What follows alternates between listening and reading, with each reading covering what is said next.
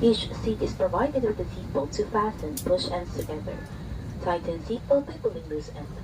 To unfasten, let top of buckle and pull free end to release.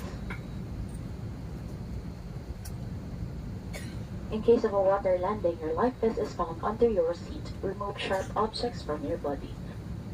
To don slip vest overhead, take tape around the waist and push ends to buckle. Pull the tape to tighten. When outside the aircraft, pull inflation bags to inflate vest. Manual inflation is done by means of the red tubes blow to increase air and push pins inward to release air. Light will automatically illuminate when the battery is immersed in water. Do not inflate the life vest inside the aircraft. Please be reminded that unauthorized removal of the life vest from the aircraft constitutes theft and is punishable by law. In case of rapid change in cabin pressure, oxygen mask will automatically drop from the compartments above you. Immediately grab the mask and pull it